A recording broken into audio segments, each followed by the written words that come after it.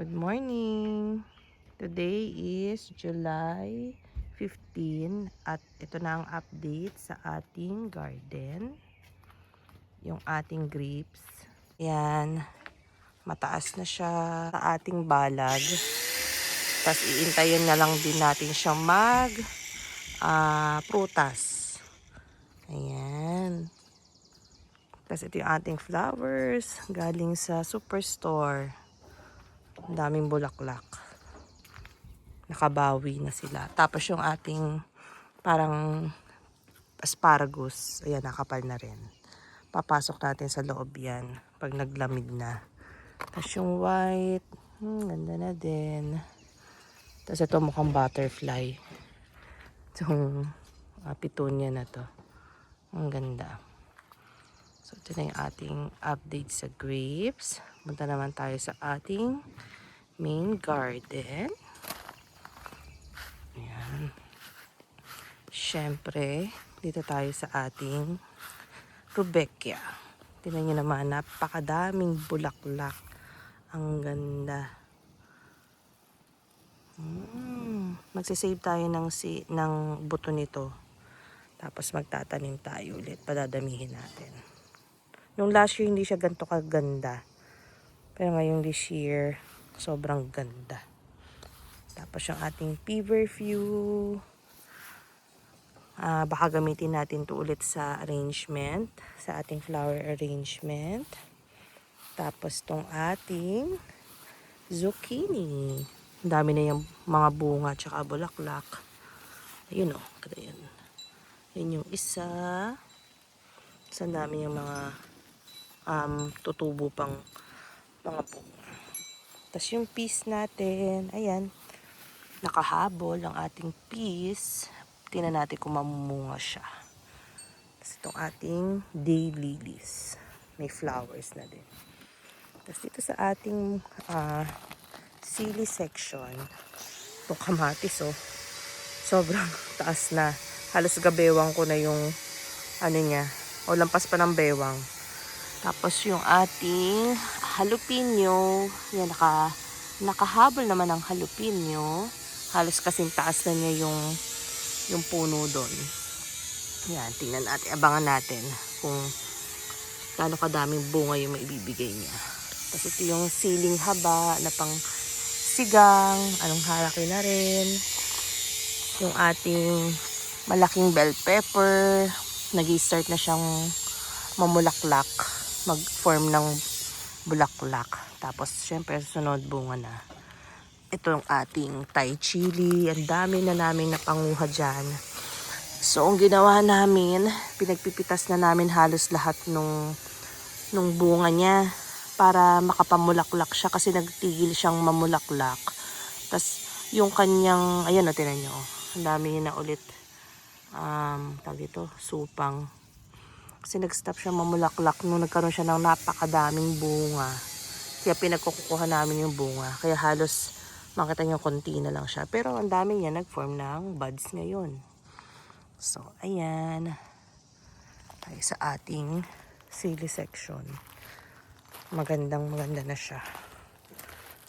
Yan.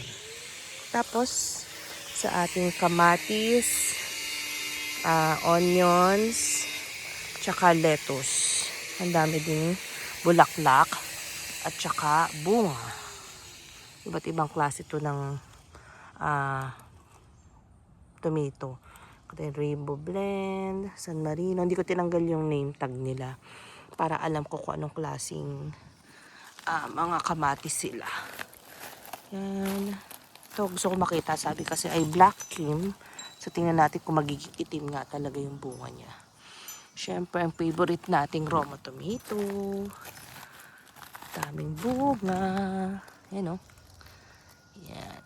Pang stock natin yan sa winter. Para pag nagluluto tayo ng mga sinigang, sarsyado, lahat ng ginagamitan ng kamatis. Ay, kailangan ko ipasok yun. Ito yung ating lettuce. Nagbo-bolt na siya kasi nagpo-form na siya ng bulaklak. So, kailangan na natin siyang anihin. At ito ay kailangan kong iayos kasi malalaglag siya. mamaya na lang. Okay, tapos doon tayo sa kabila. Yung ating okra na hindi na talaga, feeling ko wala na talagang pag-asa to. Kasi nung tinanong ko siya, ganun pa rin. Hanggang ngayon, ganun pa rin. Ayan, kaya baka hindi na to talaga. I have a feeling na wala na talaga siya. Hanggang ganyan na lang. Next year na lang ulit. Try ulit tayo next year. Pero yung lettuce ko, oh, ang ganda. Para siyang bulaklak. Nakaka-open. Tapos yung talbos ng kamote, oh, mas marami na siyang dahon ngayon. Oh ha. Pero hindi ko pa siya napapanguhanan. Nahayaan ko lang siyang dumami. Para, yan. Lang natin siya dyan. Tapos, sa ating talong. Yung talong natin, marami siyang bulaklak. Ayan, tulad nito. Yan o, ang dami niyang bulaklak. Pero, wala pa siyang bunga. Puro bulaklak pa lang. Kahit dito sa kabila, mga bulaklak pa rin. Yung mahabang talong.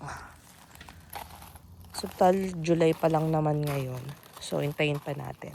Pero ang laki na ng difference na hindi katulad nung dati na ang lungkot-lungkot. Ngayon, ang dami ng dahon. Tapos yung ating mga onions at saka bawang. Experiment lang natin yung bawang kasi first time ko magtatanim. Pero ang sabi kasi sa akin nung katrabaho ko na puti, sa fall daw talaga siya tinatanim, hindi sa summer. So experiment lang naman yan. Tapos dito tayo sa aking favorite part. Oh, yung ating ampalaya. Ang dami ng supang. Sige, mamaya natin yan puntahan dun sa may likod. Ito muna tayo sa harapan. So, ito yung ating mga onion leaves. Yung ating alugbate. Yan, napapanguhanan na rin kahit papaano. Tapos yung ating talong. Ang ganda na rin. Malaki na niya. Sa daming bulaklak. Yung lettuce. Yan, hanggang dun. Napanguhanan na natin yung iba. Tinatanggalan na natin para medyo magkaroon ng space. Kasi sobrang sukal na nilang tingnan. Yung mga mustasa sa likod, hindi na siya totally, tingnan nila siya lalaki kasi nag-bolt na rin sila. Kasi may flowers na, oh. So wala na din yan. So pwede na sigurong tanggalin, anihin. Pero yung mga cabbage, yung kimchi cabbage, mukhang okay naman sila. So tingnan natin kung mapapalaki ko. Pero happy ako dun sa ating mga talong, sili, at ito. Tignan nyo naman. Ang laki ng bunga. Diba? Pero ilang piraso lang siya dyan. Yan. Pero itong inaantabayanan ko kasi ang laki ng puno niya, oh. Sa dami na ring buds ng bulaklak. Ating celery. Tapos, ito yung mustasa. Ito ay yung pang kimchi, naba cabbage. Yan. Tapos, yung ating mga leeks. Gandun. Hilera. Malalaki na rin. Ito, yung mga talong ko dito at saka sili. Medyo malungkot pa rin sila. Madilaw pa rin, no? Pero kahit papano, nagbibigay naman sila ng bunga. Tapos mga bulaklak na rin. Kaya tingnan natin kung hanggang saan ang kanilang kayang ibigay. At ito na ang ating ampalaya. Ang daming supang. Yun naman yan, no? Dati ang lungkot niyang tingnan, ang dilaw. Ngayon, tingnan nyo, ang dami ng dahon. Diba? Pwede nang magluto, manguha at magmunggo. Ang dami niya talagang hanggang doon sa taas. Naakyat na din siya. Hindi pa naman gaanong talagang nako-cover. Pero at least, nakikita natin laki ng improvement. So excited na ako makita na naglawitan yung mga bunga dito. May mga ilang bunga na, oh. Tulad niyan. Yan. Sa baba ako nakakita ng bunga niyan. Alam ko may ilang bunga pa siya. Pero ayun. Ayun. Puro mga Indian karela to. Bumili ako nung ampalaya na mahaba kaso walang tumubo. So, Indian Karela at saka yung ampalayang ligaw. Yan. So, ang ganda na talaga ng aking ampalaya. I'm so happy. Yan. Tapos pala, ano pa pala ako dito? At yung ating kalabasa. Tingnan nyo naman. Sobrang saya ng kalabasa. Ang daming mga sumusupang na ganun. Tapos, pero wala pa ako nakikitang, ay, meron na palang bunga. Ayun. Yan. So far, yan palang nakikita ko. Pero, sobrang saya nila dyan. Yan, dami lamok. Yan.